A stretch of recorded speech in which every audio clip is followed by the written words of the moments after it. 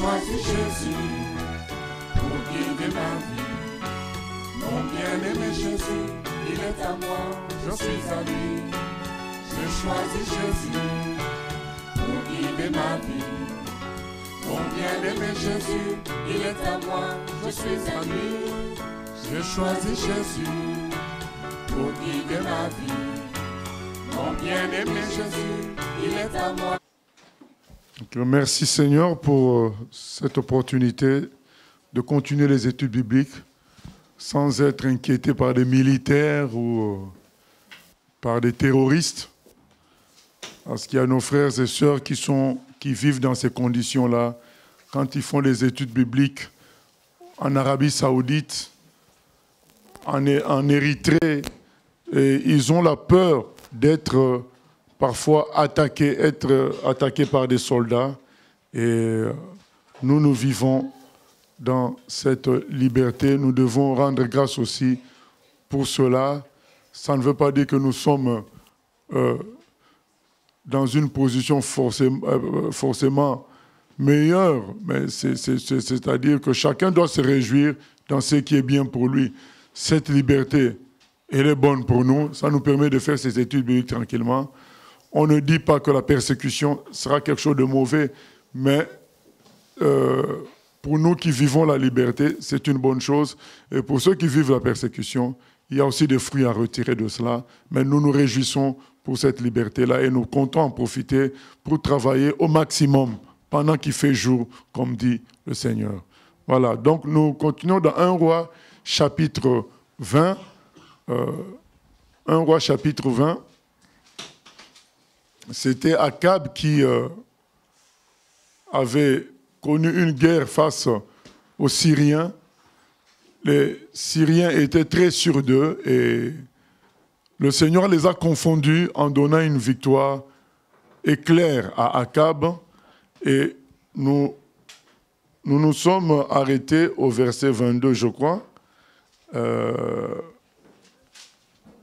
On n'a pas lu le verset 22.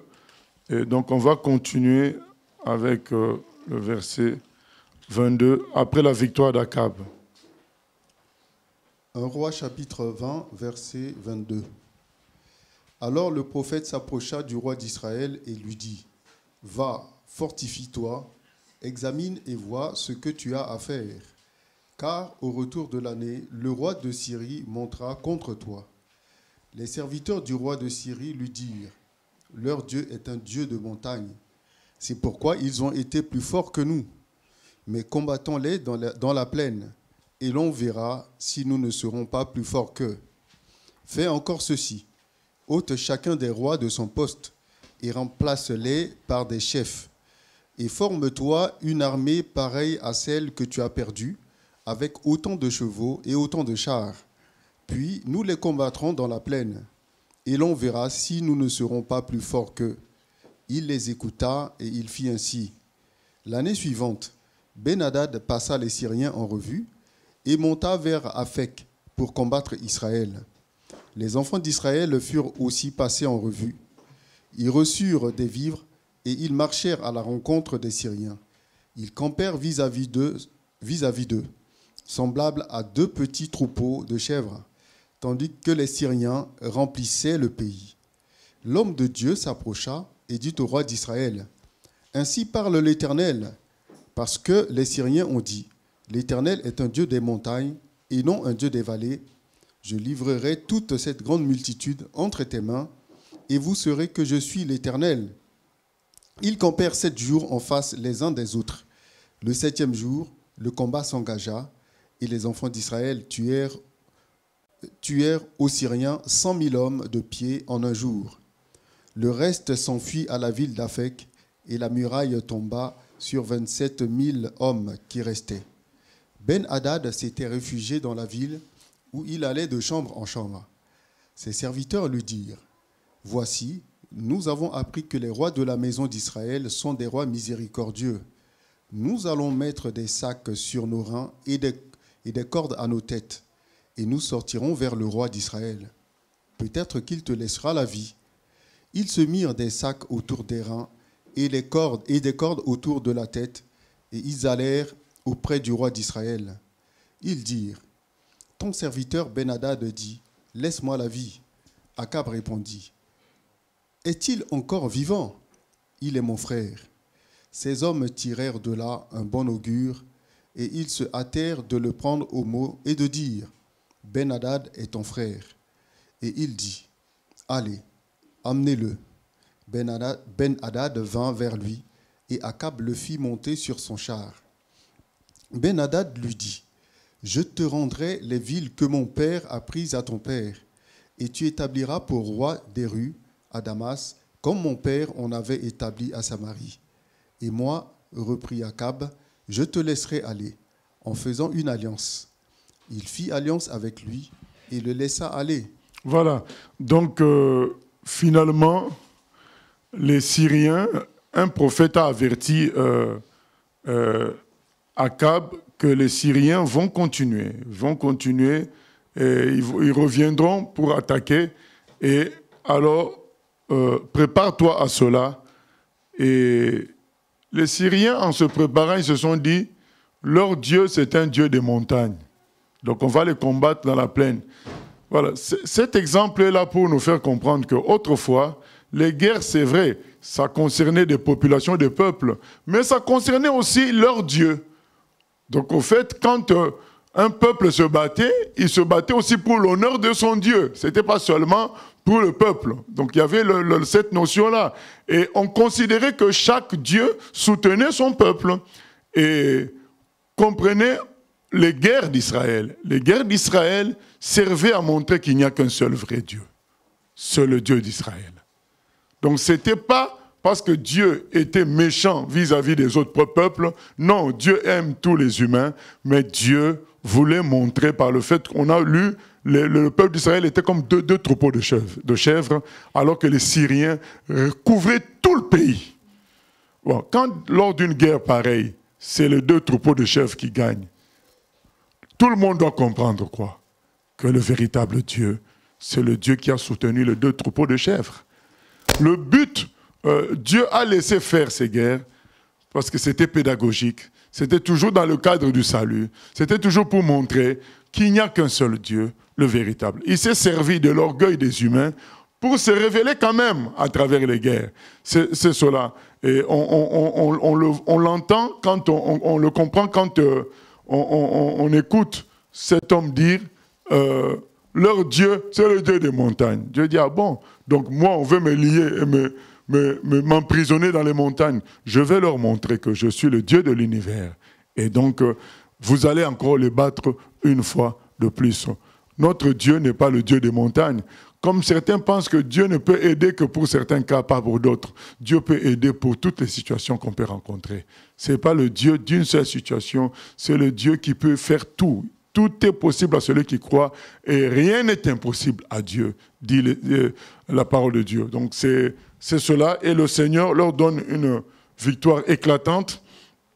Et cependant, qu'est-ce qu'on voit à la fin le verset qu'on lit? On dit, après avoir conclu cette alliance, il leur envoya libre. Donc Akab conclut une alliance avec Ben-Hadad, qui est son ennemi, quelqu'un qui détestait Israël, quelqu'un qui voulait éliminer Israël, quelqu'un qui voulait surdominer Israël. Finalement, Ben-Hadad conclut une alliance. Et non, Akab conclut une alliance avec lui charnellement. Il oublie que c'est Dieu qui lui a donné la victoire. Voilà, on retrouve toujours le même travers. Les gens sont dans les difficultés, Dieu vient les aider, ils oublient. Et bon, je crois que même dans la vie, on retrouve ça, même entre les humains. Donc les personnes qu'on peut aider un jour vont plus s'en souvenir. Et donc, imaginons ce que les humains font à Dieu qui est invisible.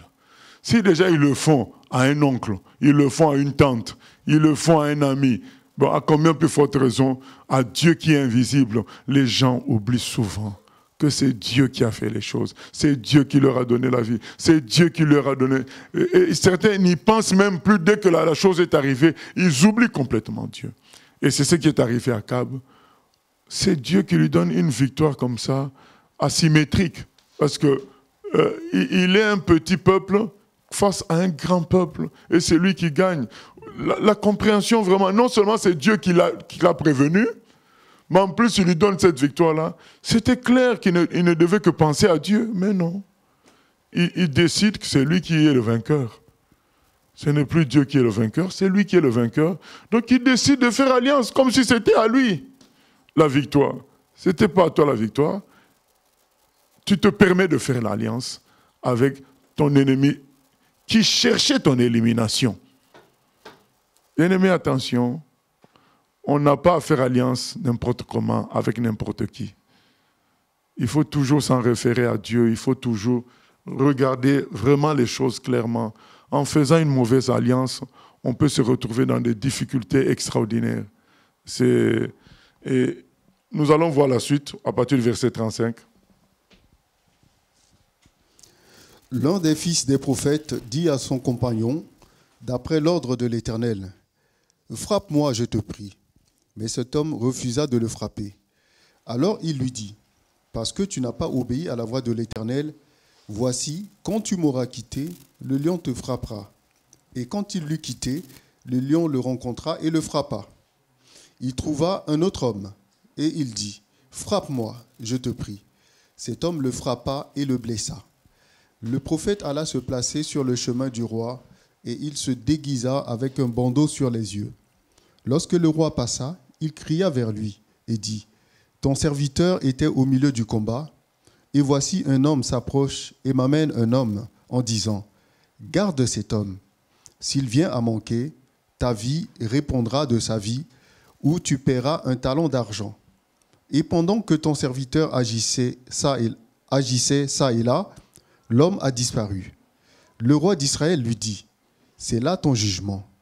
Tu l'as prononcé toi-même. » Aussitôt, le prophète ôta le bandeau de dessus ses yeux, et le roi d'Israël le reconnut pour l'un des prophètes. Il dit alors au roi, « Ainsi parle l'Éternel, parce que tu as laissé échapper de tes mains l'homme que j'avais dévoué par interdit, ta vie répondra de sa vie et ton peuple de son peuple. » Le roi d'Israël s'en alla chez lui, triste et irrité, et il arriva à Samarie. Voilà.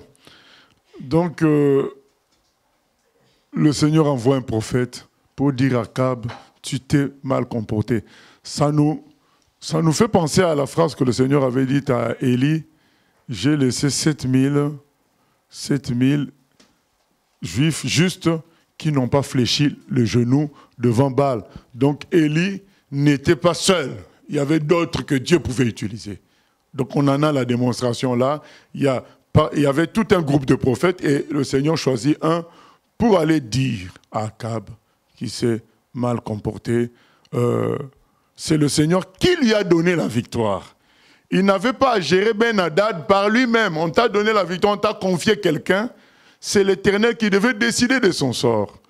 Donc Akab a fait comme si la victoire lui appartenait. Attention, bien-aimés, les enfants que nous avons, c'est Dieu qui a donné. La maison que tu as, c'est Dieu que tu as donné, à qui a donné. L'intelligence, il ne faut pas se comporter comme si c'était un butin de victoire et tu gères ça comme ta victoire. Non, c'est Dieu qui a fait grâce. Pensons à Dieu quand on veut décider sur tout ça. Pensons à Dieu après une victoire. Parce que souvent, nous tombons après des victoires. Parce que dès qu'il y a la victoire, avant la victoire, nous pensons en Dieu. Nous faisons appel à Dieu. Mais dès qu'il y a une victoire, on gère la victoire, les conséquences de la victoire tout seul. Et ce n'est pas bon. C'est ingrat. Et surtout dans le cas d'Akab, c'est inconséquent. Quelqu'un qui voulait vous éliminer tous. Comment tu te permets de le laisser comme ça en vie, même pas en prison. Donc tu l'autorises à reconstituer encore une armée pour vous attaquer.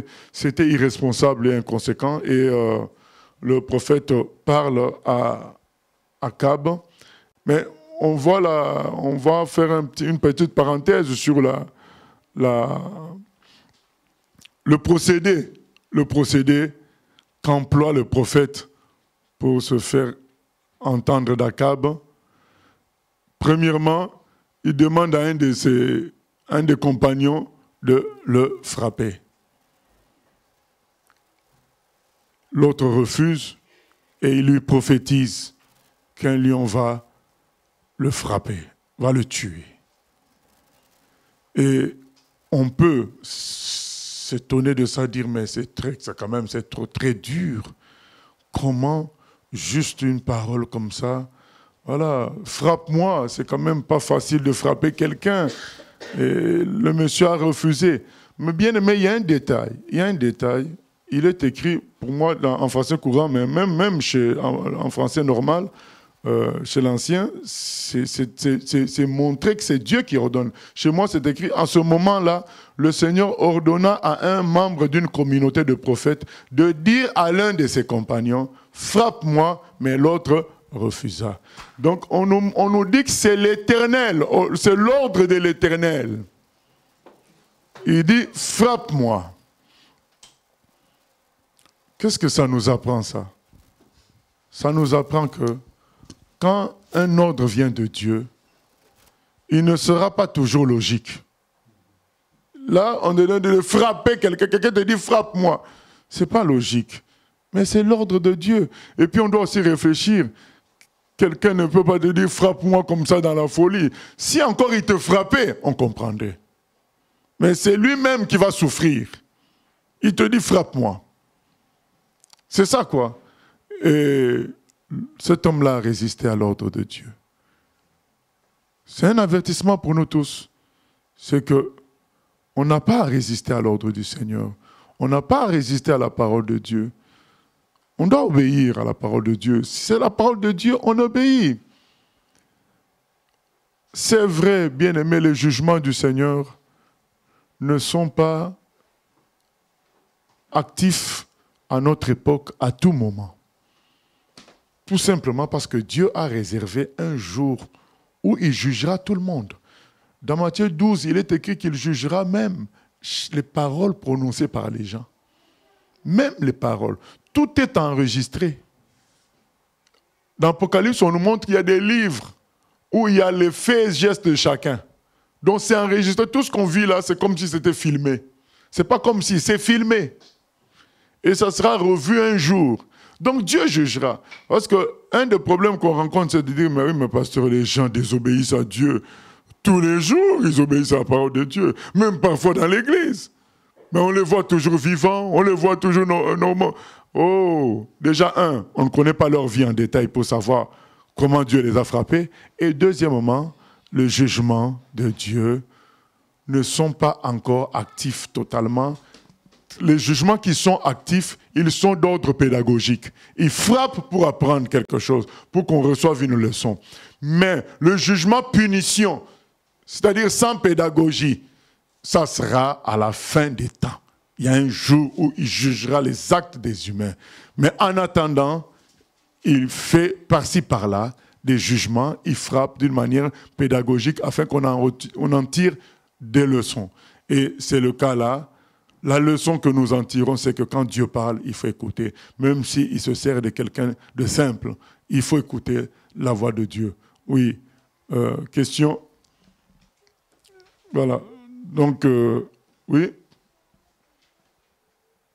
Oui, en fait, c'est pas toujours facile de savoir si ça vient de Dieu. Parce que, bon, là, alors, est-ce qu'on peut supposer que là, le compagnon, enfin, l'homme, donc, son compagnon, est-ce qu'il était aussi prophète? Est-ce qu'il aurait dû savoir? Moi, je pense que si Dieu doit frapper quelqu'un, c'est que la personne sait que ça vient de Dieu, mais a du mal à croire, a du mal à accepter ça. Voilà, c'est la forme qui l'embête. Je pense que quand Abraham, on lui a dit de sacrifier son fils, il savait que c'était de Dieu. Pourtant, la forme était très, très embêtante, puisque Dieu n'était pas pour le sacrifice des humains. Mais là, maintenant, il te demande de sacrifier un humain. Mais il savait au fond de lui que c'était de Dieu. C'était de Dieu. Je pense que si Dieu juge, c'est que la personne au fond d'elle sait que c'est de Dieu. Mais la forme gâche tout. Même ce dont on a parlé hier à Paris, c'est ça, c'est que Siméon, on lui a dit qu'il verra le Messie. Il arrive là, il voit le Messie, un bébé. Il pouvait faire marche arrière et dire, oh. Pour un juif, le Messie, c'est quelqu'un comme Samson, Quelqu'un comme David, qui va venir taper plusieurs personnes d'un coup, qui sera costaud, qui aura une autorité physique terrible. Et quand il arrive au temple, là où on l'a envoyé par l'Esprit, on lui montre un bébé. Mais Siméon n'a pas reculé. Du moment qu'au fond de lui, il savait que c'était la vérité. La forme, je peux vous dire, pour un juif, ce n'était pas la belle forme. Montrer un Messie bébé, ce n'était pas que discuter avec les juifs, même jusqu'à aujourd'hui, eh bien, ils attendent quelqu'un de puissant qui va venir les libérer. Ils n'attendent pas un bébé qui va... Non, non, non, non. Donc, pour un juif, ce n'était pas la forme. Mais il a obéi parce qu'au fond de lui, il savait que c'était de Dieu. Et ce n'est pas tout le monde qui fait ça. Et là, ce monsieur, celui qui lui a parlé devait être un gars sérieux, quelqu'un de sérieux, quelqu'un qui ne blaguait pas. Il lui a dit, l'autre a pris ça à la légère, mais voilà, Dieu nous dit non. Quand on sait que c'est de lui, il ne faut pas prendre à la légère, et même si la forme n'est pas arrangeante, mais on sait au fond de nous que c'est Dieu. Que la personne qui parle n'est pas là pour s'amuser, elle est là vraiment pour parler de la part de Dieu. Et on le sait. Et il n'a pas écouté. Il faut qu'on écoute quand le Seigneur parle. Et ce jugement-là, qui a été fait par le Seigneur, est un jugement pédagogique pour nous qui venons après de nous dire attention, quand le Seigneur parle, il faut écouter. Et puis, finalement, il vient voir Akab par une parabole, afin que Akab lui-même donne son jugement. Ça aussi, c'est un procédé que Dieu emploie. C'est qu'il travaille de sorte que chacun de nous reconnaisse que son jugement est vrai en prononçant lui-même le jugement. Parce que c'est le jugement de Dieu, mais Dieu veut que tu le prononces toi-même. On a vu ça avec David et Nathan. Nathan vient dire à David, il y avait quelqu'un qui avait beaucoup de chèvres, un riche, et son voisin c'était un pauvre qui n'avait qu'une seule. Et quand un homme passe là, il doit faire un repas, il va prendre la seule bête du pauvre. Et qu'est-ce que David a dit? Cet homme mérite la mort. Voilà. Nathan lui dit, mais cet homme c'est toi. Donc Dieu va faire en sorte que tu prononces toi-même ton jugement. Mais ce n'est pas David qui est mort pour des raisons liées à la stratégie de Dieu, mais c'est son fils qui est mort. Mais Dieu a fait en sorte que c'est David lui-même qui condamne. Et là, c'est Akab qui dit, voilà, cet homme, tu as prononcé toi-même ton jugement. Ah c'est pas moi, c'est toi. Donc si tu as été honnête pour prononcer le jugement sur moi, prononce toi-même le jugement sur toi, et c'est le jugement que Dieu te fait. Voilà. Et à la fin du monde, c'est ce qui va se passer. Les gens, dans un premier temps, contesteront, mais on leur montrera le film de leur vie. D'eux-mêmes, ils diront, bon, tu as raison. Voilà. Le Seigneur va faire en sorte que chacun reconnaisse que le jugement de Dieu est bon devant témoin. Voilà. C'est pourquoi on dit qu'il est un Dieu juste. Il est juste. Nous continuons, chapitre 21. Ah oui.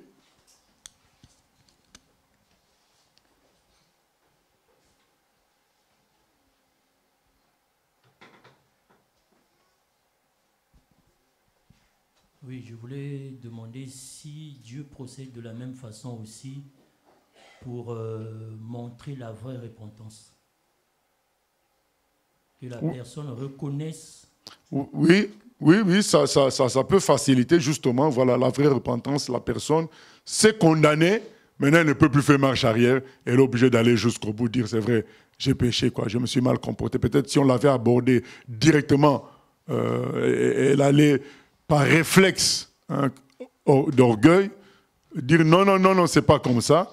Mais là, comme elle s'est déjà condamnée, elle est obligée d'aller jusqu'au bout de la repentance. Oui, ça peut aider.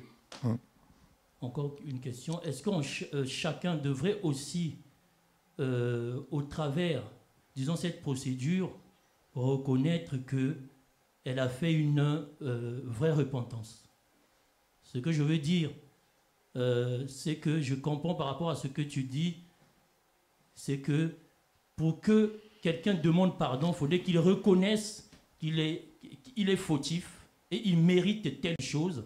Et en ce moment-là, quand il demande pardon, c'est un pardon vraiment qui vient de son cœur. Est-ce que tu me saisis ou pas? Oui, mais c'est ce qu'on a dit à la première intervention. C'est vrai? Oui, oui. Okay. D'accord. Chapitre 21. Chapitre 21. Après ces choses, voici ce qui arriva.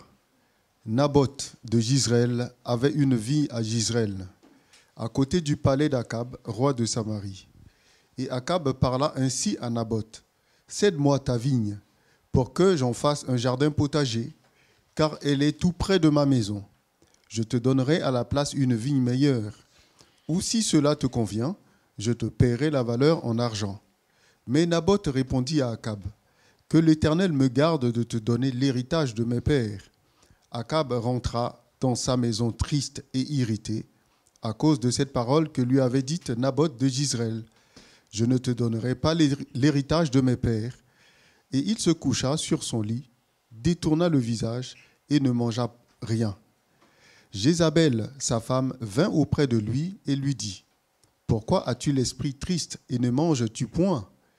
Il lui répondit, « J'ai parlé à Naboth de Jizréel, et je lui ai dit, « Cède-moi ta vigne pour de l'argent. Ou si tu veux, je te donnerai une autre vigne à la place. » Mais il a dit, « Je ne te donnerai pas ma vigne. » Alors Jézabel, sa femme, lui dit, « Est-ce bien toi maintenant qui exerces la souveraineté sur Israël? Lève-toi, prends de la nourriture, et que ton cœur se réjouisse. Moi, je te donnerai la vigne de Naboth de Jizréel. » Et elle écrivit au nom d'Akab des lettres qu'elle scella du sceau d'Akab, et qu'elle envoya aux anciens et aux magistrats qui habitaient avec Naboth dans sa ville. Voici ce qu'elle écrivit dans ces lettres.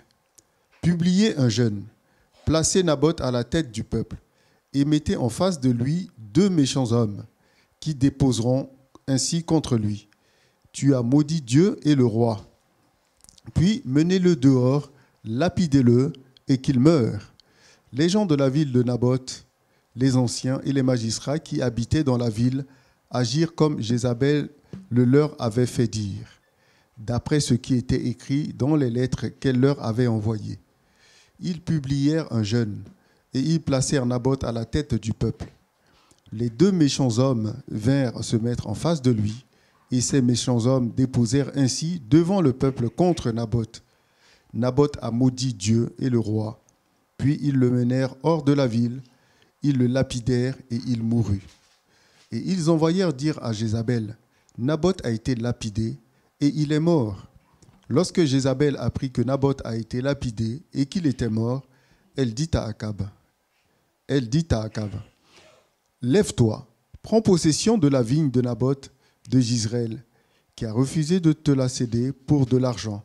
Car Naboth n'est plus en vie, il est mort. » Akab, entendant que Naboth était mort, se leva pour descendre à la vigne de Naboth de Jizréel afin d'en prendre possession. Voilà ce qui est une mauvaise action, un complot terrible orchestré par Jézabel, dont on avait commencé déjà à parler, et qui est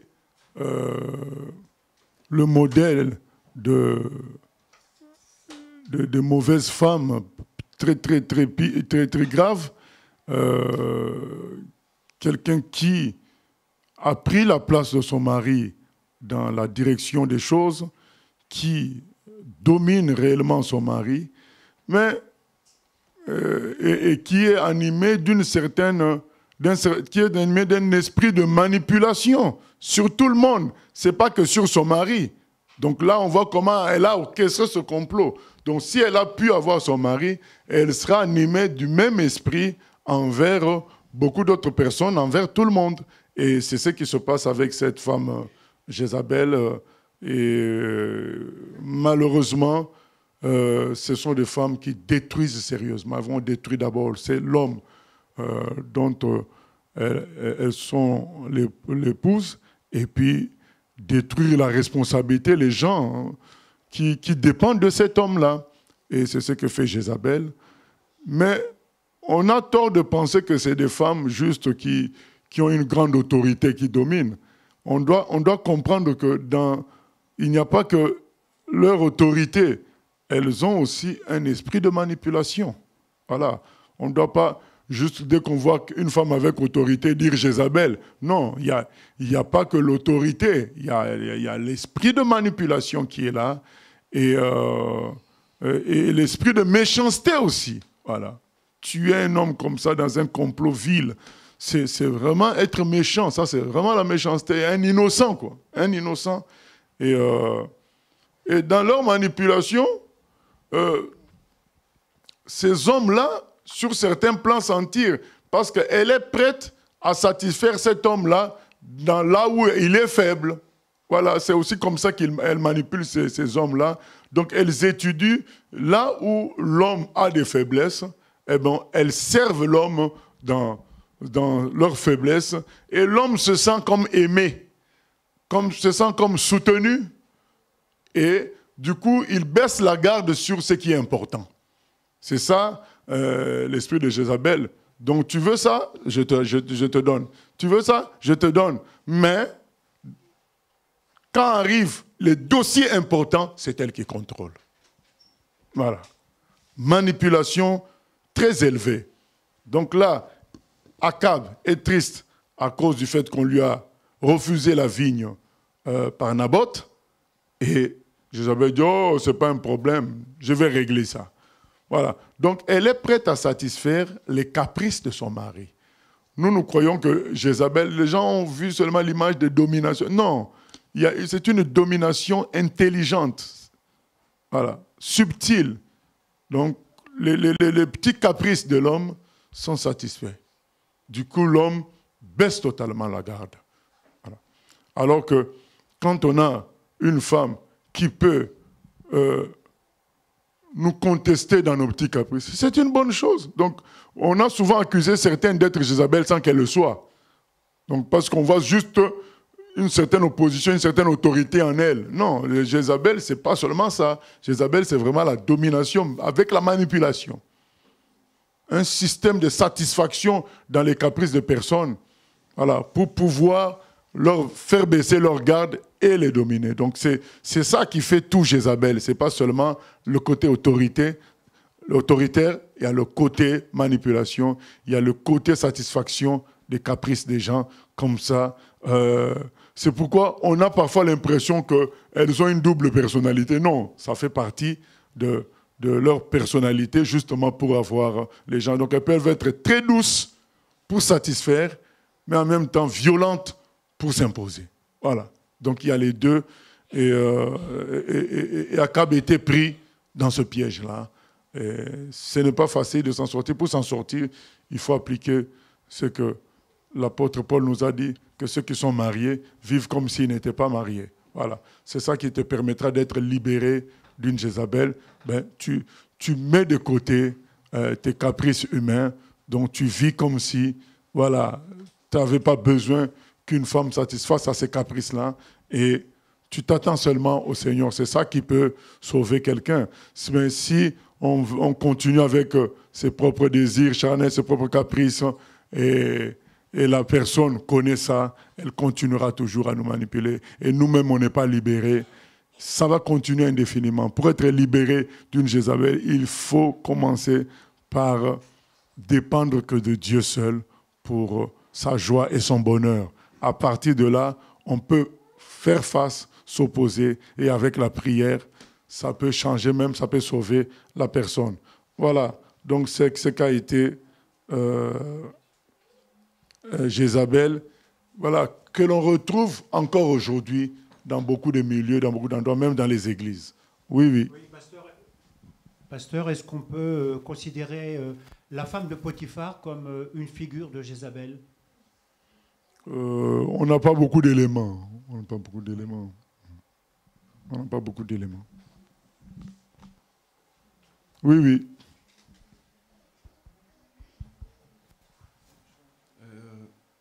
Est-ce que Akab était triste parce qu'il a reçu un refus de la part de Naboth, du fait que, est-ce que c'est parce que Naboth, il a reçu un refus de la part de quelqu'un qui paraît faible, qui paraît inutile, ou c'est par rapport au champ, au terrain qu'il voulait récupérer? Moi, je pense que c'est les deux quand même. Hein. Je pense que le terrain, il aimait beaucoup ça et c'était près de lui, près de sa maison. Mais je pense aussi que ça, je le dis parce que nous tous, on est passés par là et parfois on passe encore par là. Donc quand quelqu'un qui est inférieur te dit non, ça fait un peu mal parce qu'on se dit, mais tiens, c'est évident qu'il doit, par exemple, un enfant à la maison, voilà. Donc tu te dis, mais c'est évident qu'il doit obéir, c'est évident qu'il doit faire. Et quand on voit que l'évidence n'est pas satisfaite, voilà, ça donne la colère. Je pense que c'est les deux. Hein.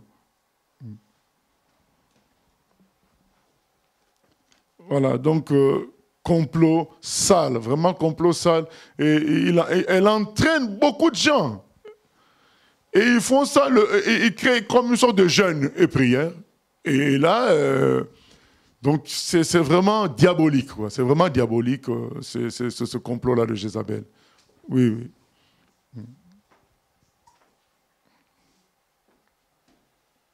Donc c'est vraiment diabolique.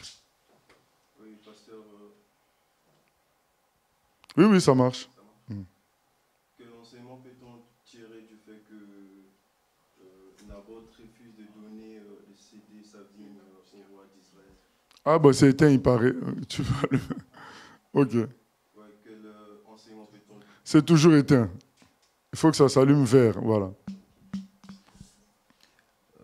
Quel est l'enseignement qu'on peut tirer du fait que Naboth refuse de céder sa vigne au roi quand même? Moi, je pense que pour nous, l'enseignement, c'est nous devons pas céder à la pression, nous ne devons pas céder à quelqu'un parce qu'il a une position élevée. Nous devons faire les choses dans la vérité, quitte à en payer le prix. Donc Naboth n'a pas voulu céder quelque chose qui était à ses parents, c'était quelque chose de familial, donc il ne pouvait pas, et il n'a pas cédé. Et c'est vrai que ce n'est pas facile aujourd'hui de voir des gens comme Naboth qui disent, bon non, c'est le roi, mais malgré le fait que c'est le roi, moi je garde ce que j'ai, quoi. Voilà. Donc il faut qu'on soit dans la vérité, même si on a affaire en face de nous quelqu'un qui est élevé, quelqu'un qui est supérieur. Voilà.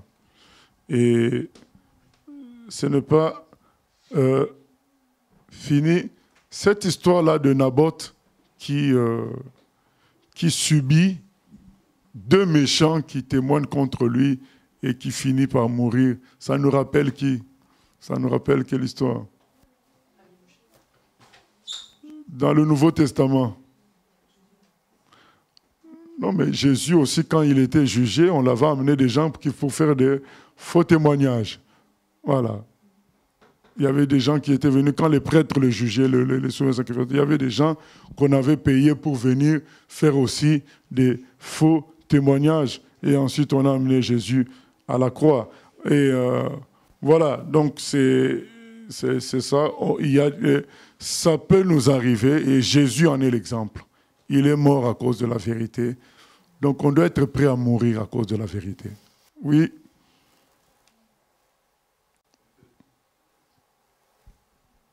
Allô? Oui, effectivement, je voulais revenir sur ce point par rapport au faux témoignage. La semaine dernière, tu avais dit que les pharisiens avaient toute l'autorité de pouvoir prendre Jésus, l'arrêter sans même l'accuser. Mais la question se pose, mais pourquoi il fallait qu'on l'accuse pour qu'il soit condamné? Non, l'arrêter sans qu'il y ait une accusation, c'était difficile. Parce qu'il y avait le peuple quand même, il y avait un peuple qui était là, comme ce fut le cas pour Jean-Baptiste, quand Jésus leur a dit, mais vous me demandez de quelle autorité je fais les choses, mais Jean-Baptiste était de quelle autorité? Ils ont eu peur de dire, que il n'était pas de Dieu, parce qu'ils allaient se faire lapider par le peuple. L'arrêter sans accusation, c'était compliqué. Cependant, ils n'avaient pas besoin de Judas. Ils pouvaient prendre d'autres personnes, les faux témoins qu'il y a eu, par exemple, quand les prêtres jugeaient. Ils pouvaient prendre des faux témoins pour dire c'est lui. Voilà. Ou bien, puisque là, nous sommes dans la situation où ils ont encore le pouvoir de l'arrêter. Il n'y a pas encore les Romains qui s'en mêlent. Donc, ils avaient la capacité d'amener des gens, des faux témoins, dire c'est lui qui dit n'importe quoi. On l'arrête.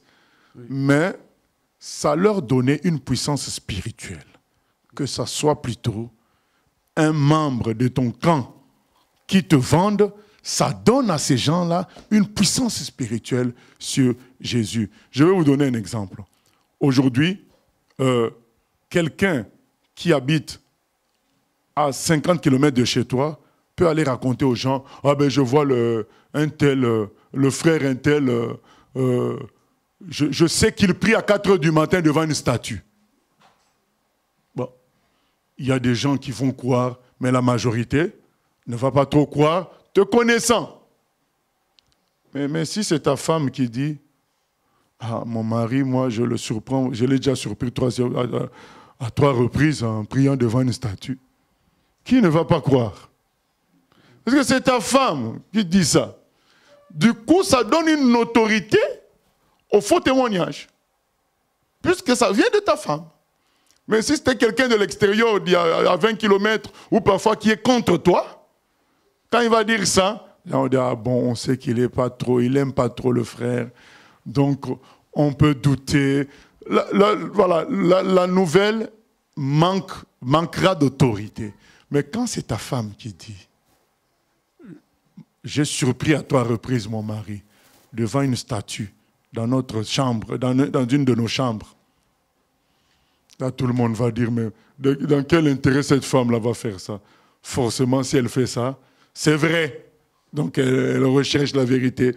Donc, l'accusation prend une autorité spirituelle. Donc, c'est quand ça vient de ton camp, et c'est ce que le diable va toujours faire. Il va chercher à infiltrer les enfants de Dieu pour sortir un problème au milieu d'eux. Parce que c'est ça qui va donner une certaine autorité à son action, à lui le diable. Et c'est ce qui s'est passé avec Judas. Pour que ces gens-là aient une certaine autorité, ils se sont servis de Judas pour que ça se dise, mais attendez, c'est l'un d'entre eux qui le vend. Donc c'est forcément qu'il est faux. Oui, pasteur.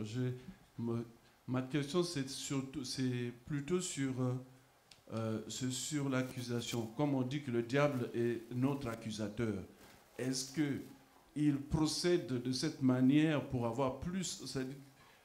Ma question est que pourquoi il fallait accuser Jésus pour le condamner? C'est-à-dire que le diable, pourquoi est-ce que quand le diable nous attaque, son objectif pour avoir plus d'autorité sur nous, est-ce qu'il cherche d'abord à nous faire tomber ou dans un péché pour nous accuser? Oui. Sans accusation, sans péché, il n'a pas d'autorité sur nous. Il faut qu'il ait quelque chose qui lui donnera un droit sur nous, qui fera que Dieu ne peut pas intervenir dans le sens où il couvrirait un péché. C'est pourquoi Jésus le dit dans Jean 14, 30. On peut lire ça, Jean 14, 30. Jésus le dit, donc le diable cherchera toujours. Je me souviens, un jour, j'étais à Châtelet, les Halles, à Paris. J'ai vu un homme qui avait un ventre impressionnant au point que son dos était carrément courbé à l'avant. Et ce qui est curieux, c'est qu'il était habillé de manière à attirer l'attention. Donc, tout était serré. La veste était serrée. Vous me direz, son ventre était gros. C'est normal que la veste serrée. Mais on peut toujours trouver des trucs beaucoup plus amples. Ça existe, surtout en France. Et la veste était serrée, même les bras. C'était serré. Pourtant, les bras étaient minces. Il était mince. C'est juste le ventre qui était très gros. Et il avait un visage. Et tout un ensemble qui prêtait à ce qu'on se moque de lui et qu'on l'injurie. Et le Saint-Esprit m'a dit, c'est un sataniste qui vient envoûter tous les gens qui vont l'injurier. Voilà. Donc c'est quelqu'un qui fait pécher tout le monde les gens par son apparence, afin qu'il fasse une action dans cet endroit-là. Voilà, c'est une parenthèse pour dire, oui, le diable, c'est ça son procédé. Jean 14, 30. On lit d'abord Jean 14, 30. Jean 14, 30. Je ne parlerai plus guère avec vous, car le prince du monde vient, il n'a rien en moi. Voilà. Le prince du monde vient, mais il n'a rien en moi.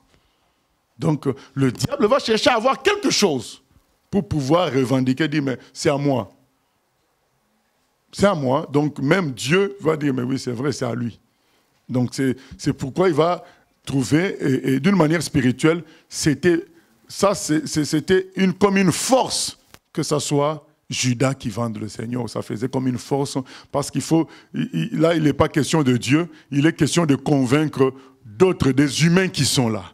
Et ces humains-là, quand ils voient que c'est Judas qui vend, ils considèrent qu'il y a un vrai problème, quoi. Voilà. Oui. Question Internet. Akab n'a-t-il pas fait exprès de montrer sa tristesse à Jézabel, car il connaissait les manières d'agir de sa femme? Bon, moi je ne pense pas forcément. Hein. Je pense qu'il était furieux, on nous le dit. Dès qu'il a reçu la réponse, il était furieux et irrité. Et il est rentré dans cette colère-là. Moi, je pense que ça nous est déjà arrivé, ce genre de choses. Ou un refus. Au fait, il y a certaines choses, on te refuse, tu n'es pas fâché comme Christian avait posé la question, avait parlé. Tu n'es pas parfois fâché pour la chose qu'on t'a refusée, mais c'est la personne qui te refuse ça. C'est le fait que ce soit cette personne-là qui te refuse. Ça énerve. Donc on s'est déjà retrouvé dans ces situations-là où c'est le refus même qui t'énerve. Ce n'est pas la chose, puisque tu peux avoir la chose ailleurs. On a le cas de Haman. Tout le monde se prosternait devant lui, mais c'est juste le fait que Mardochée refuse. Donc, pourtant, il avait ça chez tout le monde. Mais que Mardochée, un portier, lui refuse ça. Bon, ça l'a mis dans un mauvais état. On a vu que pareil aussi, c'est sa femme qui lui a trouvé la solution. Haman aussi, que sa femme a dit, mais pourquoi tu es triste? Et ainsi de suite. C'est le même... voilà. Oui, on continue. Deuxième question. La femme qui est animée par l'esprit de Jézabel, est-elle consciente? Quand elle ne l'est pas, comment lui en faire prendre conscience? Comment s'en libérer? Que dire du verset 3? Du verset 3.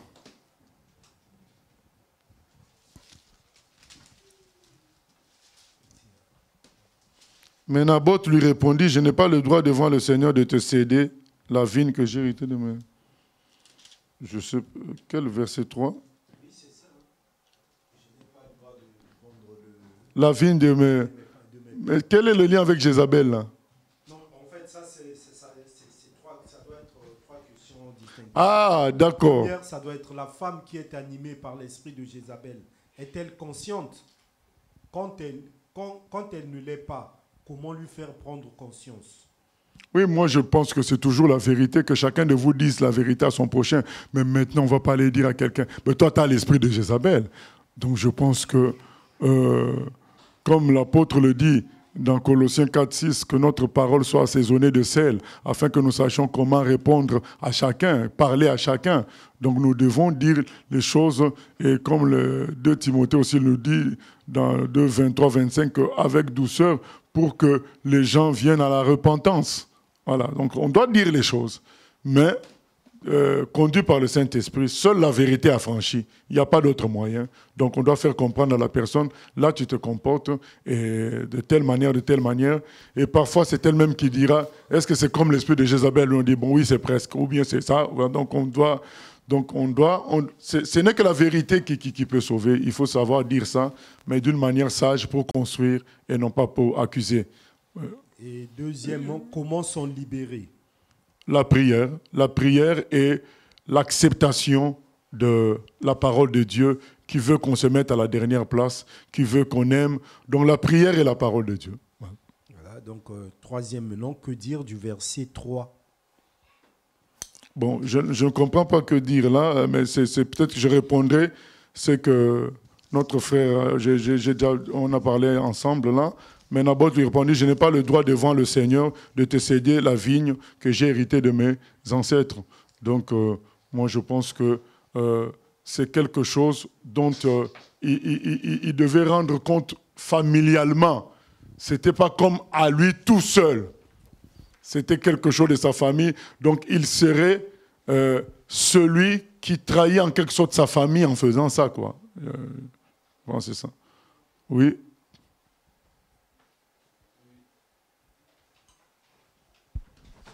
Alors, oui, comme c'est un esprit, donc les hommes peuvent aussi être possédés de cet esprit de Jézabel. Bon, c'est difficile, bon, parce que c'est quand même Jézabel, c'est une femme, voilà. Puis c'est un esprit. Oui, mais en tant qu'esprit, chez l'homme, ça sera plus un esprit de domination par la manipulation aussi. Mais ça n'utilisera pas les mêmes faits, parce que, voilà, ça n'utilisera pas le même système, parce que là, la technique qui est là, c'est quoi? C'est qu'une femme, elle paraît faible et douce, et en réalité, elle joue ce jeu-là de Jézabel. Mais l'homme a déjà sa force directe masculine qui est là, qui montre qu'il est fort. Il n'a pas besoin de jouer à la faible et au faible et au doux. Voilà, il va manipuler autrement. Voilà, mais il peut avoir un esprit de manipulation aussi chez l'homme. Oui. Il y avait la même question aussi sur Internet, donc la personne a reçu sa réponse. Et dans une assemblée, une personne qui a un esprit de Jézabel, cherche-t-elle par ses manipulations à détruire le corps du Christ en mettant le pasteur dans la poche, par exemple? Bien sûr, bien sûr. Au fait, l'esprit de Jézabel, c'est un esprit de déesse. C'est-à-dire que la personne va être la déesse du coin, la déesse de son foyer. Et ensuite, de chaque endroit où elle va se retrouver, elle voudra prendre l'autorité d'une manière subtile. Et c'est ça l'esprit de Jézabel. Et moi, je connais, on m'a parlé, hein, je le connais, c'est trop dire, on m'a parlé d'une église à La Réunion qui était très bonne, mais le pasteur s'est fait ami à un autre pasteur dont la femme était jézabélique. Alors, vous vous rendez compte que ce n'était même pas la femme du pasteur dont on parle. C'était juste la femme de son ami pasteur. Mais elle est arrivée non seulement à mettre en poche son propre mari, mais aussi l'ami de son mari et faire tomber l'église. Voilà. Donc, c'est un esprit qui peut agir dans l'église pour faire tomber... Au fait, prendre le pouvoir, en quelque sorte, c'est faire tomber l'église, puisque dans l'église, le pouvoir, c'est à Jésus. Si maintenant, toi, tu prends le pouvoir, tu as fait tomber l'église. On ne peut pas dire qu'elle est venue faire tomber l'église, mais ça va finir par cela, puisqu'elle prend le pouvoir. C'est ça, quoi.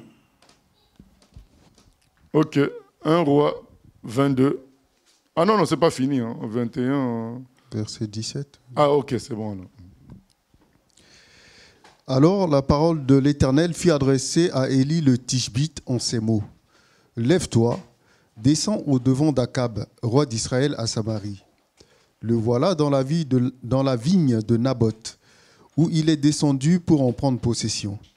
Tu lui diras, ainsi parle l'Éternel, n'es-tu pas un assassin et un voleur?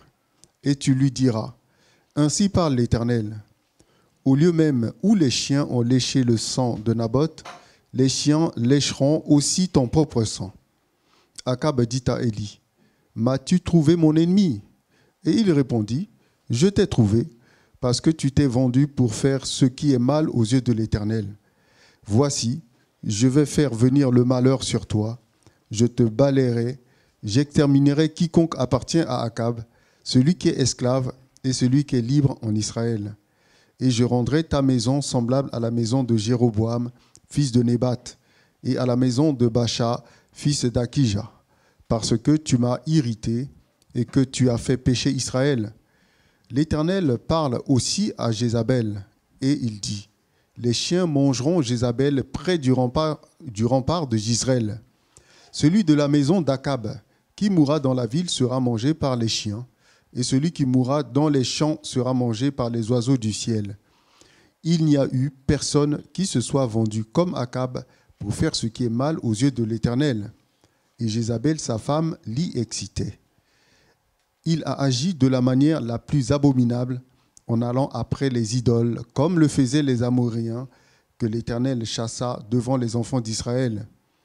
Après avoir entendu les paroles d'Élie, Akab déchira ses vêtements, il mit un sac sur son corps et il jeûna.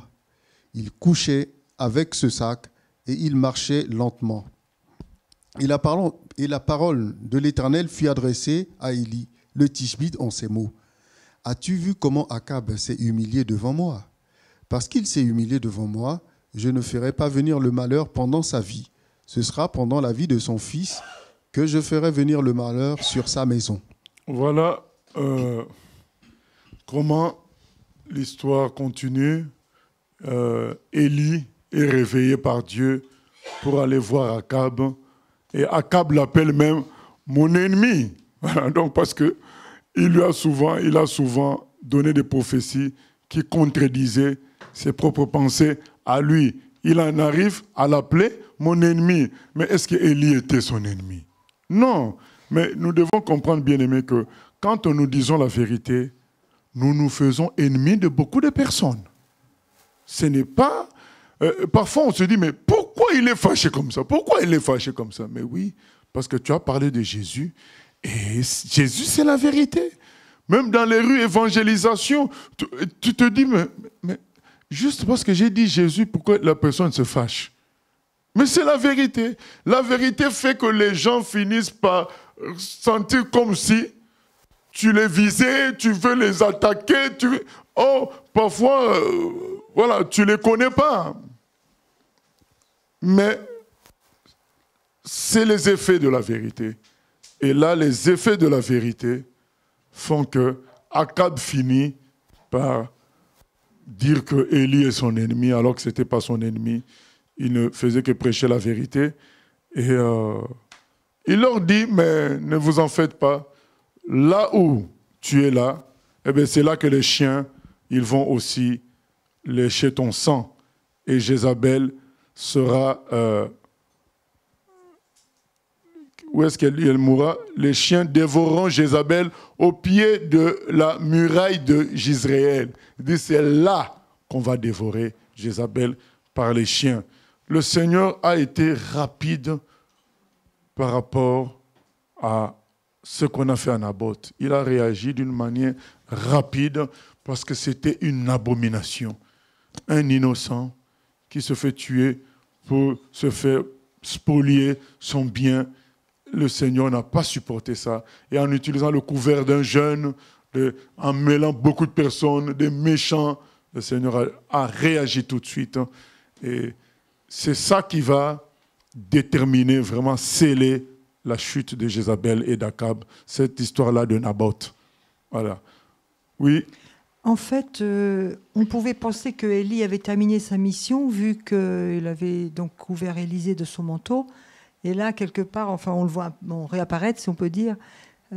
Comment expliquer ça? Parce que on avait l'impression que sa mission était terminée, en fait, qu'il avait passé le relais à Élisée. Ah non, il n'a pas encore passé le relais. Le manteau dont il avait couvert et Élisée, c'était pour l'appeler.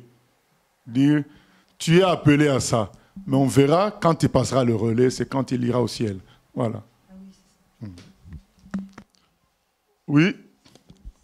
Question Internet.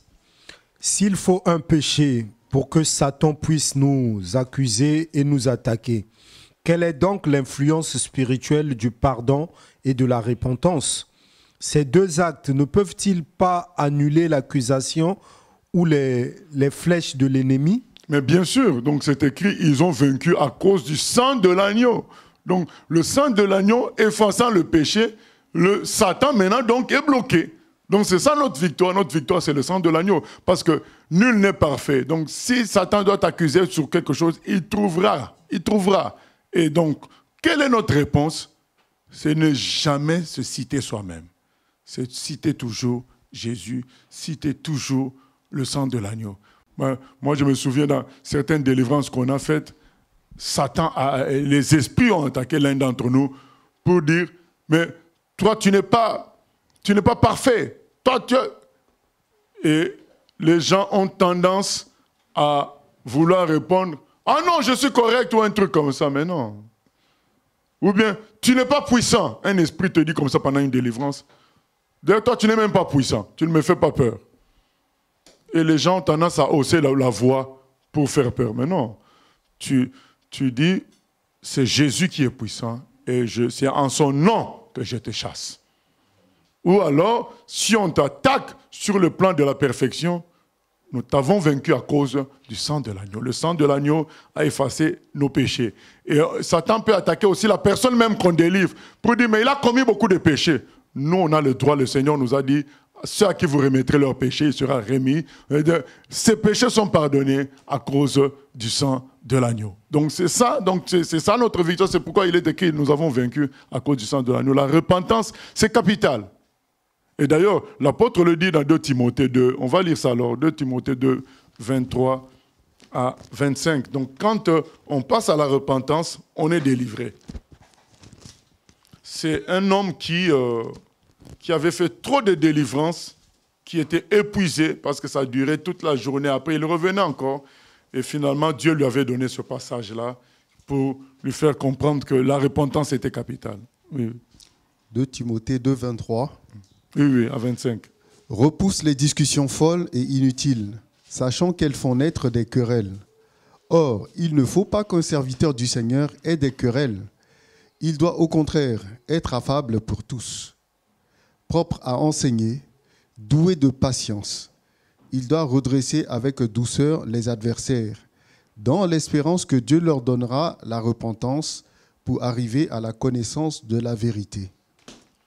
Et que, revenus à leur bon sens, ils se dégageront des pièges du diable qui s'est emparé d'eux pour les soumettre à sa volonté. Voilà. Donc, repentance, vérité, et tu te dégages du piège du diable qui t'a soumis. Voilà. Nous continuons. Et finalement, Élie prophétise, mais le roi s'humilie. Voilà, le roi s'humilie, il prend le sac et la cendre, et Dieu dit, puisqu'il s'est humilié, les choses que j'ai prophétisées, ça sera après sa mort. Donc on voit que même quand Dieu a décrété quelque chose comme ça, c'était le cas aussi avec Ninive, si on s'humilie, le Seigneur peut changer l'état d'âme. Donc par rapport à nous, et c'est ce qui s'est passé pour Akab. Pourtant, il a été copieusement condamné comme étant un mauvais, un idolâtre. Mais, vous savez, on n'est pas sauvé par la perfection. On est sauvé par l'humilité. Lorsqu'on s'humilie devant celui qui sauve, on est sauvé par grâce. Et ce que Dieu attend de l'homme, comme c'est écrit dans Michée 6:8, c'est que tu t'humilies. Ô homme, ce que Dieu attend de toi, c'est que tu t'humilies. Parce que nul ne peut être sauvé par lui-même. Donc, ce qu'il attend de nous, c'est qu'on s'humilie pour que lui nous sauve. Or, si on ne s'humilie pas, lui, il résiste aux orgueilleux. Voilà, tout est là. Et Akab, il s'humilie malgré ses nombreux péchés. Mais il s'est humilié. Dieu dit, bon, dans ce cas-là, ça se passera après sa mort. Donc, il obtient un certain sursis. Donc, et voilà.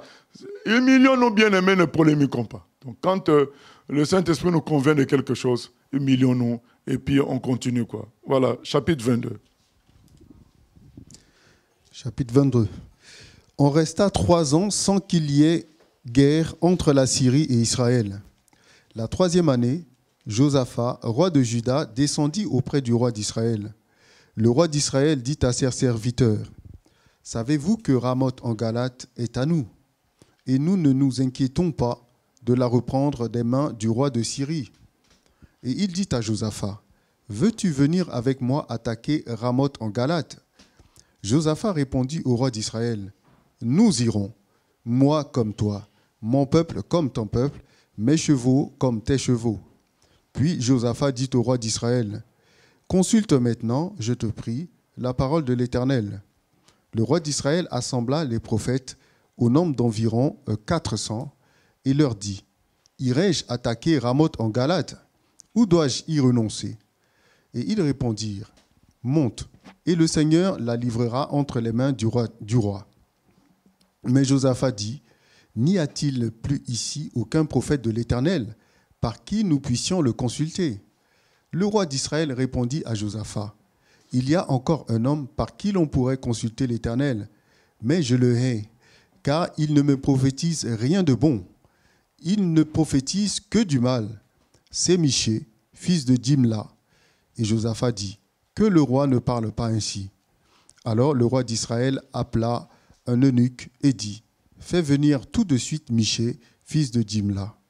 Le roi d'Israël et Josaphat, roi de Juda, étaient assis chacun sur son trône, revêtis de leurs habits royaux, sur la place à l'entrée de la porte de Samarie. Et tous les prophètes prophétisaient devant eux. Sédécias, fils de Kenana, s'était fait des cornes de fer, et il dit, ainsi parle l'Éternel, avec ces cornes tu frapperas les Syriens jusqu'à les détruire. Et tous les prophètes prophétisaient de même en disant, monte à Ramoth en Galade, tu auras du succès, et l'Éternel la livrera entre les mains du roi. Le messager qui était allé appeler Michée lui parla ainsi, voici, les prophètes d'un commun accord prophétisent du bien au roi, que ta parole soit donc comme la parole de chacun d'eux. Annonce du bien. Michée répondit, l'Éternel est vivant. J'annoncerai ce que l'Éternel me dira. Lorsqu'il fut arrivé auprès du roi, le roi lui dit, Michée, irons-nous attaquer Ramoth en Galade, ou devons-nous y renoncer? Il lui répondit, monte, tu auras du succès, et l'Éternel la livrera entre les mains du roi. Et le roi lui dit, combien de fois me faudra-t-il te faire jurer de ne me dire que la vérité au nom de l'Éternel? Michée répondit, je vois tout Israël dispersé sur les montagnes, comme des brebis qui n'ont point de berger. Et l'Éternel dit, ces gens n'ont point de maître, que chacun retourne en paix dans sa maison. Le roi d'Israël dit à Josaphat, ne te l'ai-je pas dit? Il ne prophétise sur moi rien de bon, il ne prophétise que du mal. Et Michée dit, écoute donc la parole de l'Éternel. J'ai vu l'Éternel assis sur son trône, et toute l'armée des cieux se tenant auprès de lui, à sa droite et à sa gauche. Et l'Éternel dit, qui séduira Akab pour qu'il monte à Ramoth en Galade et qu'il y périsse? Ils répondirent l'un d'une manière, l'un d'une autre. Et un esprit vint se présenter devant l'Éternel et dit, moi je le séduirai. L'Éternel lui dit, comment? Je sortirai, répondit-il, et je serai un esprit de mensonge dans la bouche de tous ses prophètes. L'Éternel dit, tu le séduiras et tu en viendras à bout. Sors et fais ainsi.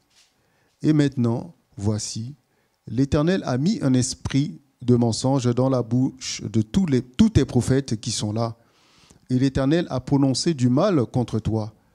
Alors Sédécias, fils de Kenana, s'étant approché, frappa Michée sur la joue et dit, par où l'esprit de l'Éternel est-il sorti de moi pour te parler? Michée répondit, tu le verras le jour où tu iras de chambre en chambre pour te cacher. Le roi d'Israël dit, prends Michée et emmène-le vers Amon, chef de la ville, et vers Joas, fils du roi. Tu diras, ainsi parle le roi, mettez cet homme en prison et nourrissez-le du pain et de l'eau, d'affliction jusqu'à ce que je revienne en paix. Et Michée dit, si tu reviens en paix, l'Éternel n'a point parlé par moi. Il dit encore, vous tous, peuple, entendez. Le roi d'Israël et Josaphat, roi de Juda, montèrent à Ramoth en Galade. Oui, on peut s'arrêter là. Donc, on voit, chez moi, c'est écrit les prophètes de métier.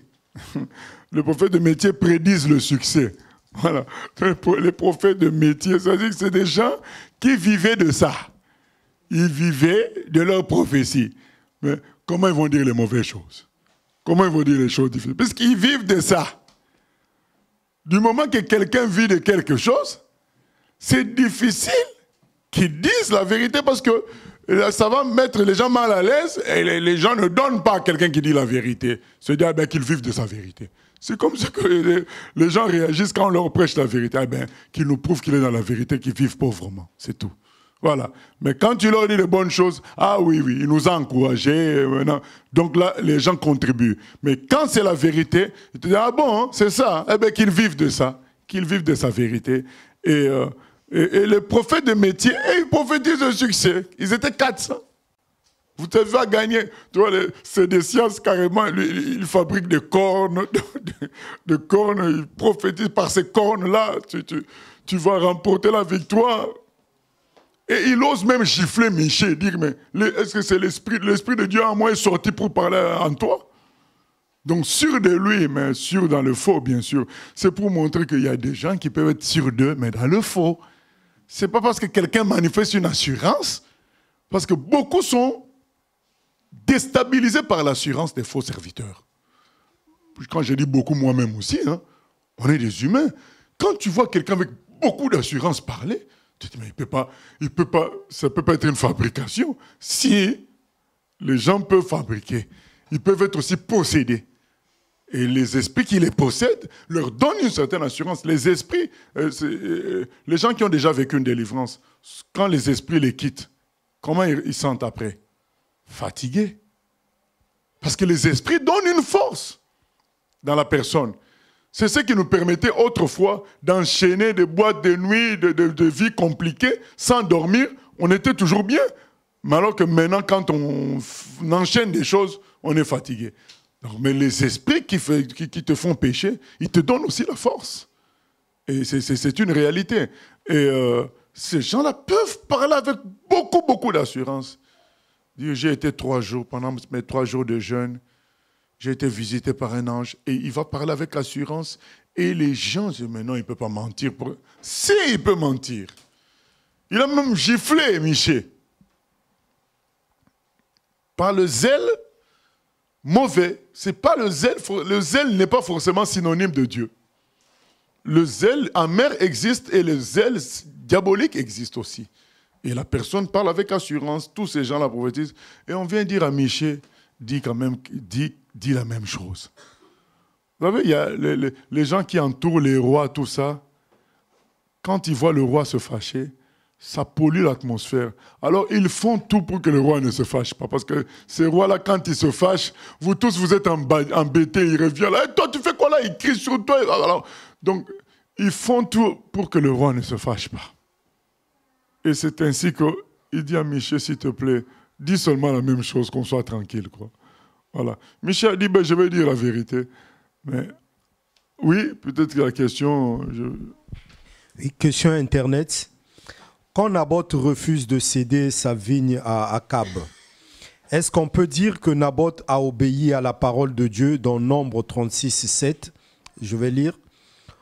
Aucun héritage parmi les enfants d'Israël ne passera d'une tribu à une autre tribu, mais les enfants d'Israël s'attacheront chacun à l'héritage de la tribu de ses pères.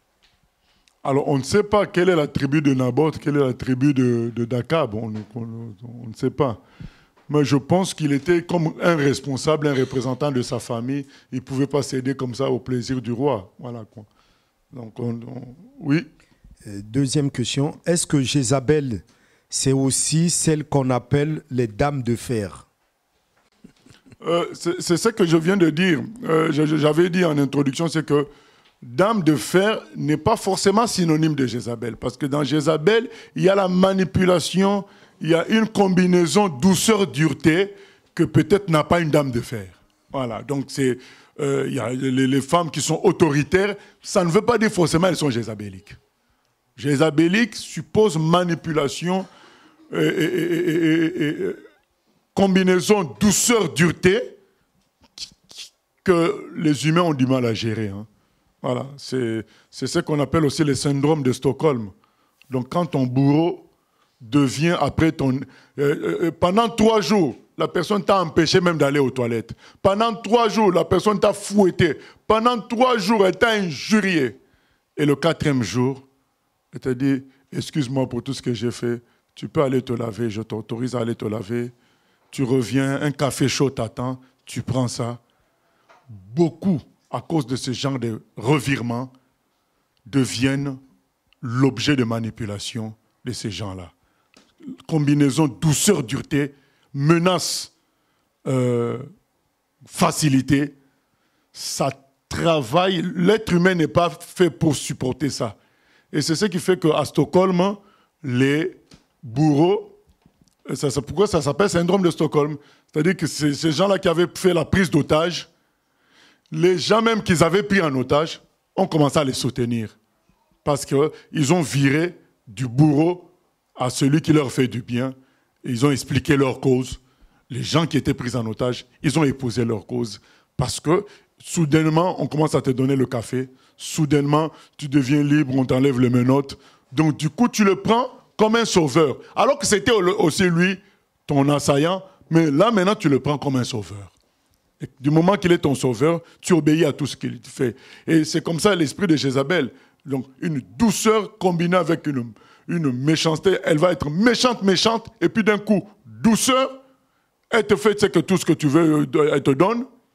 Cette combinaison-là fait que tu craques, tu ne raisonnes plus. C'est elle qui prend ton cerveau, quoi. Voilà. Donc c'est quand même plus puissant que Dame de fer. Voilà.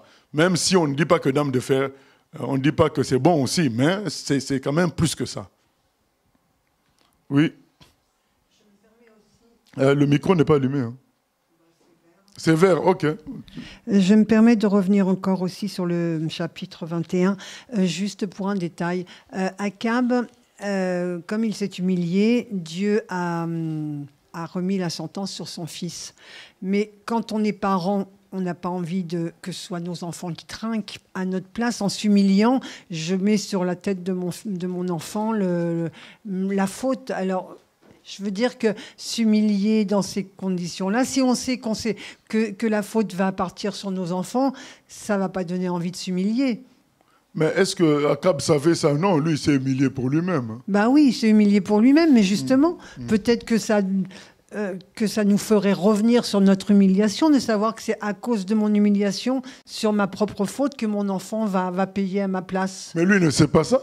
Oui, mais c'est Dieu qui décide que ce soit son enfant à la place. Mais dans ces cas-là, je dirais qu'un parent qui va le savoir, mais il ne le sait pas. Non. Mais ça pousse pas à l'humiliation de savoir qu'il y a le risque que c'est non, ça. Mais ne t'en fais pas, Dieu est juste. Quand c'est reporté à son fils, parce que son fils va mal se comporter, hein, Dieu connaît tout. Hein. Voilà. D'accord. Oui. Oui, pasteur. Sur le chapitre 22, pourquoi est-ce qu'au verset 15, Michée a menti? Pourquoi est-ce que Michée a menti? Je ne pense pas que c'était son intention finale. Michée a dit, comme l'envoyé était venu dire, bon, écoutez, vous voulez entendre ce que vous voulez entendre, je vais vous le dire. Mais, voilà, c'est bien de revenir là-dessus. Mais, ou peut-être j'allais en parler aussi. Mais, il voulait que la vérité soit dans le cœur, mais pas parce que seulement on le dit. C'est-à-dire qu'il y a des moments, moi je vois des gens, ils me posent la question, je ne réponds pas, mais il connaît la réponse. Voilà. Ou bien, je lui dis, pas dans le cas de mensonge, je lui dis, mais fais ce que tu penses être bon. Mais il dit, ah bon, je sais ce que tu veux dire. Voilà. Donc, en réalité, les gens savent ce qu'on va leur dire. Mais ils vont dire que c'est nous qui inventons. Et c'est pourquoi Michée dit, bon, si c'est ce que vous voulez entendre, je veux vous le dire, ben, tu gagneras. Mais au fond de lui, Akab savait que c'était faux. Cet homme-là, il ne m'a pas dit les choses dans l'état normal. Je veux savoir ce qui est vraiment. Donc on voit qu'Akab connaissait les choses, mais il a fait le têtu. Voilà. Et à partir du verset 19, on nous raconte un échange entre les anges du ciel et le Seigneur. Et quand je lis ça, j'ai l'impression que finalement, est-ce que les anges sont dotés du libre arbitre aussi au ciel? Parce que j'ai l'impression à partir du verset 19 que quand l'Éternel a demandé qui ira séduire le roi, il y a un ange qui s'est manifesté pour dire qu'il ira le faire. Donc, est-ce que les autres, finalement, ils avaient le choix de dire non? Mais c'est quel ange? C'est pas un ange bon, c'est pas un bon ange. Ah, donc il était question d'anges bons et mauvais? Oui, comme dans le cas de Job. comme dans le cas de Job. Oui. Alors là, ça me fait... J'ai beaucoup de questions. Oui. Mais on te laisse respirer pendant que les autres posent des questions. Oui, pasteur, je savais, oui. Ma question était aussi relative à ce passage-là. Oui, effectivement, on peut faire un parallèle, je pense, avec l'histoire de la rencontre de Dieu et de Satan. Donc c'est vrai, l'esprit, donc il est question là. Dans Job, tu veux dire. Dans Job, c'est comme ça, mais là, quand il dit un esprit se présenta, un esprit, en plus on apprend, bon, c'est un esprit de mensonge. Voilà. C'est clair. Oui, c'est clair. Bon. Il y a quelque chose qui me pose question. Donc dans la vision de Michée, il est dit, l'Éternel dit, qui séduira Akab? Oui. Par ailleurs, on sait que Dieu ne tente personne. Non. Dieu ne tente jamais personne. Dans le Nouveau Testament, c'est très, très bien expliqué. Et là, est-ce que... Bon, la question, c'est est-ce que c'est de la volonté de Dieu d'amener une séduction, de faire en sorte qu'une séduction soit donnée? Non, Dieu veut lui donner la raison pour aller faire les bêtises. Mais lui-même sait, puisque quand Michée lui dit « tu vas gagner », il dit « non, tu ne me dis pas la vérité. Dis-moi la vérité. » Donc Akab sait, donc au niveau de Dieu c'est réglé, Akab sait, mais il va lui donner la raison de faire des bêtises. Donc c'est quelqu'un qui veut faire sa volonté. Même s'il connaît la vérité, il veut quand même faire sa volonté. Donc on lui donne l'excuse pour la faire alors. C'est que ces 400 prophètes-là vont dire n'importe quoi. Au moins il a 400 pour lui, un contre lui. Il va se dire, j'ai raison de suivre les 400, mais vas-y maintenant. Alors c'est peut-être une excuse, mais on ne peut pas dire que c'est une permission de Dieu. Ah non, c'est une permission de Dieu. Mais comme Dieu lui-même l'a dit, c'est une séduction, qu'on le séduise. Afin qu'il fasse...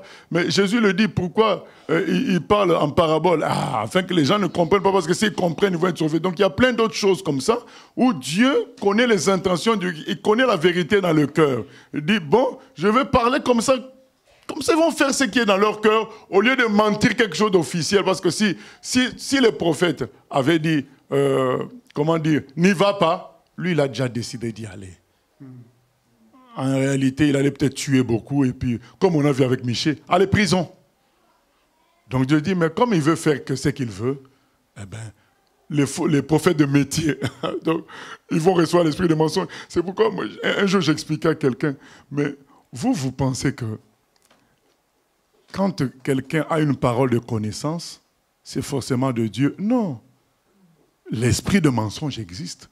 Un esprit, c'est quel être? Un esprit, c'est un être qui n'a pas le temps comme nous et l'espace comme nous.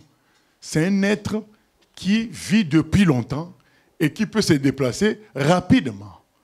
Donc, s'il veut savoir quel est le nom de ton papa, il peut se déplacer rapidement, se renseigner et revenir dire au magicien qui est à côté là, dis-lui que le nom de son papa c'est telle chose. Et quand on te dit ça, tu es étonné, mais comment il sait? Mais c'est l'esprit, les esprits ont fait des trafics pour que lui sache. Donc ces prophètes-là, puisqu'il y a une sœur qui me disait, mais comment moi, sans que un prophète qui est venu dans notre église, il ne savait pas que je ne pouvais pas enfanter. Il ne me connaît pas.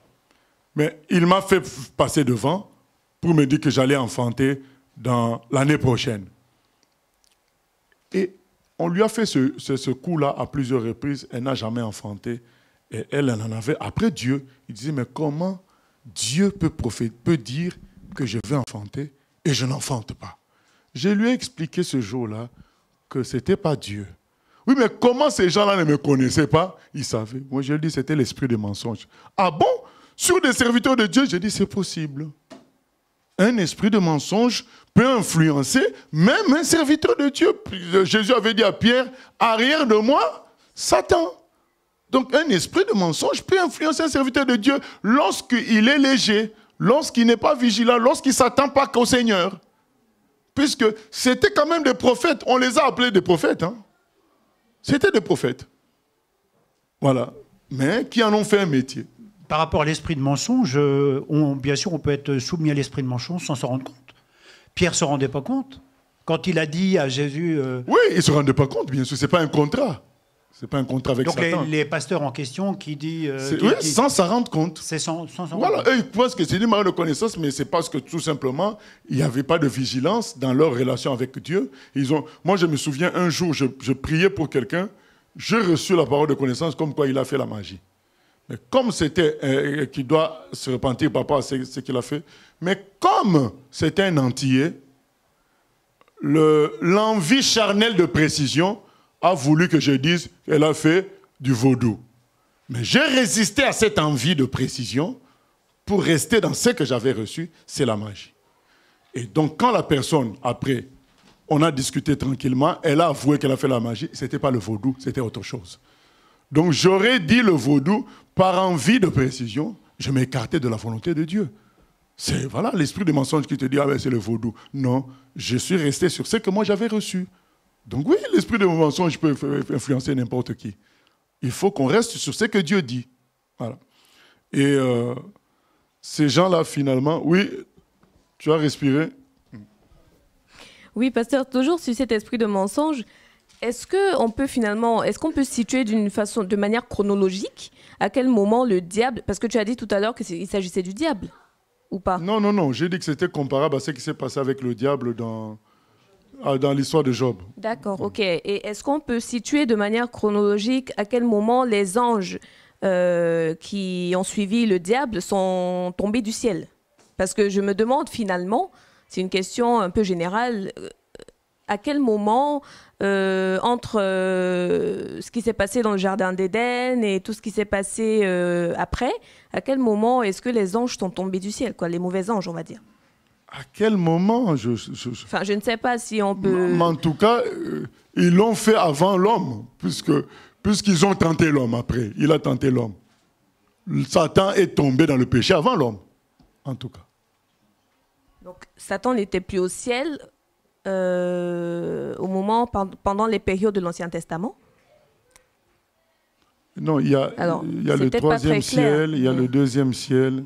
Par exemple, à cette période, la période de 1 roi, est-ce qu'on sait si le diable est encore au ciel ou pas? Non, il fait des voyages. Donc il peut encore se présenter devant le Seigneur malgré... par la permission du Seigneur. Mais c'est écrit que c'est l'accusateur de nos frères, il accuse jour et nuit. Comment il accuse alors? Oui. Bon, oui.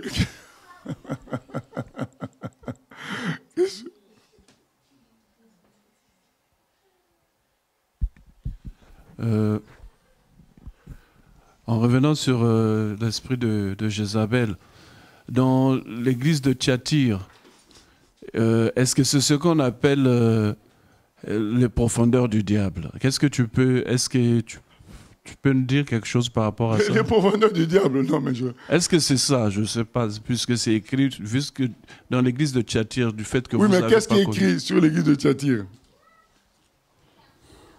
Au verset 24... Apocalypse 2. Verset 24. Au fait, je pose la question parce que par rapport à cette doctrine,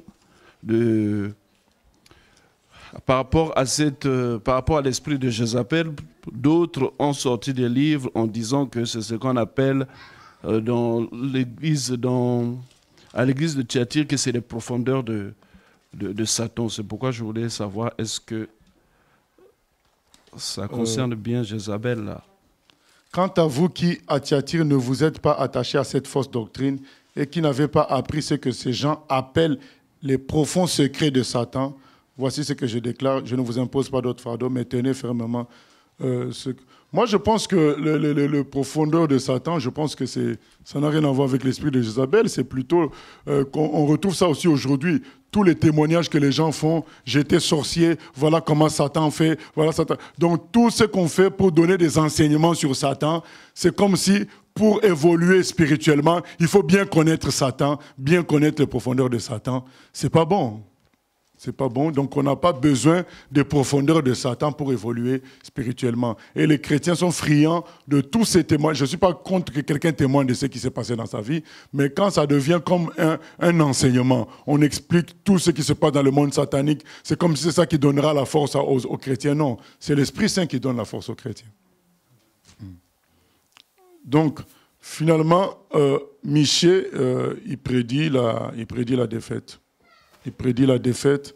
Et puis, au verset 29, nous lisons jusqu'au bout, je crois. Hein.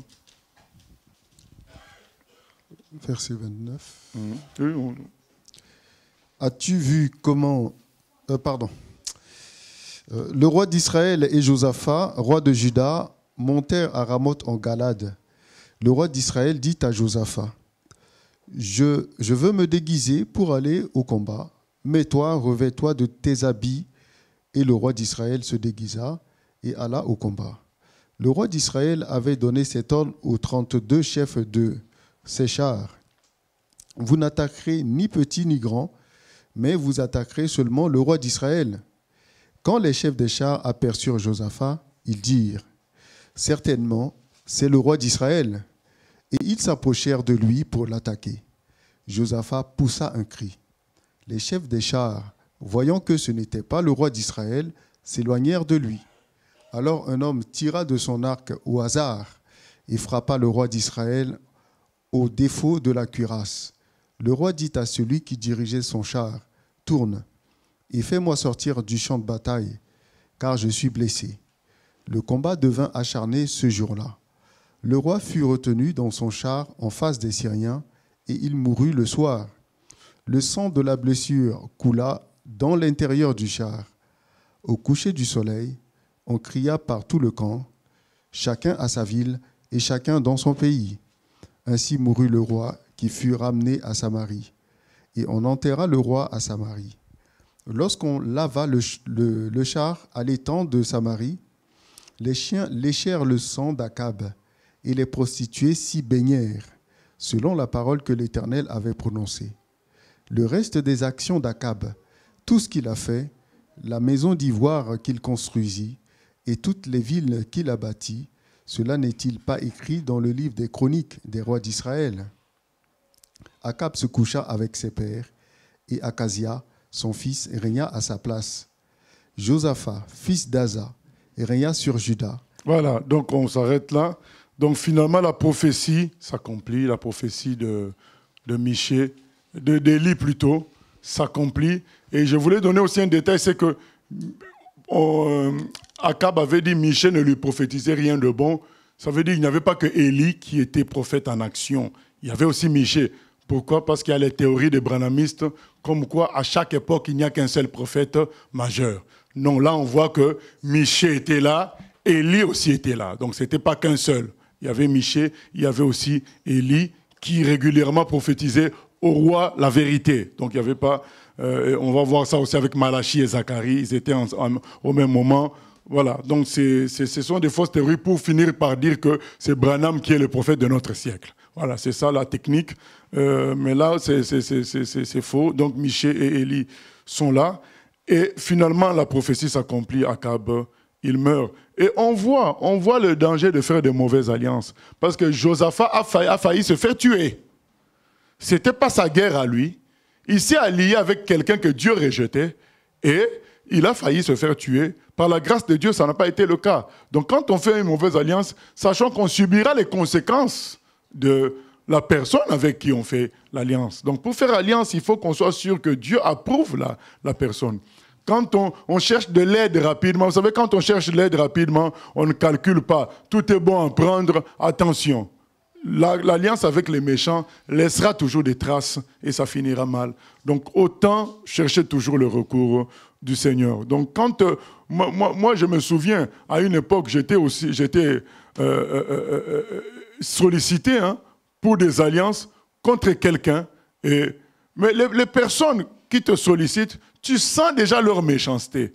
Toi-même, tu te dis, mais si on règle la personne, le problème de l'autre, après se tournera contre moi-même. Voilà. Toi-même, tu vois, il ne faut pas faire, parce que sinon, ils vont le faire aussi avec toi-même. Donc, il ne faut pas croire qu'un méchant va être méchant que pour quelqu'un d'autre. Il est méchant pour tout le monde.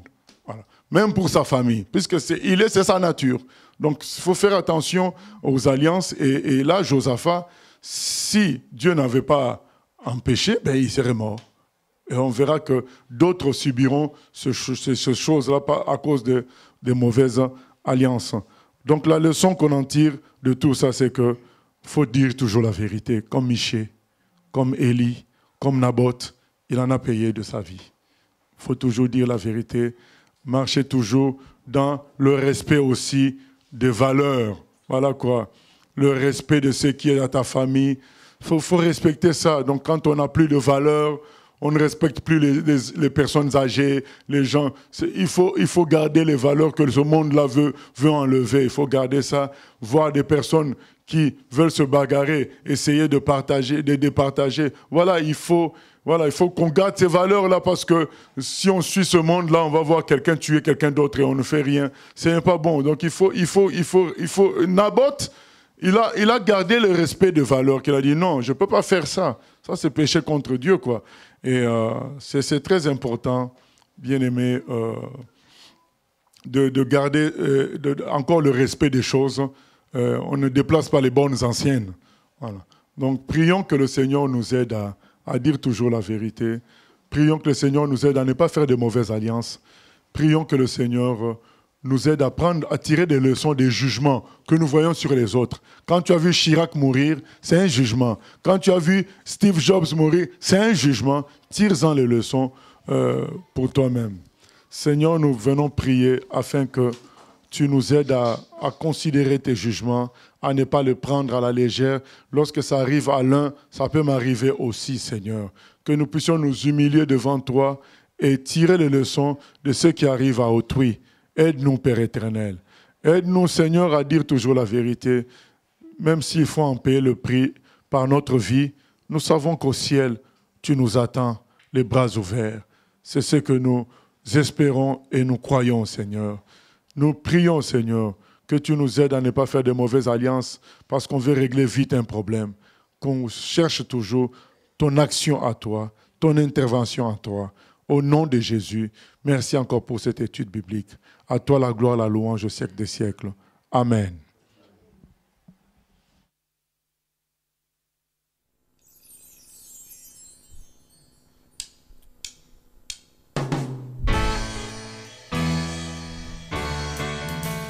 J'ai choisi Jésus pour guider ma vie, mon bien-aimé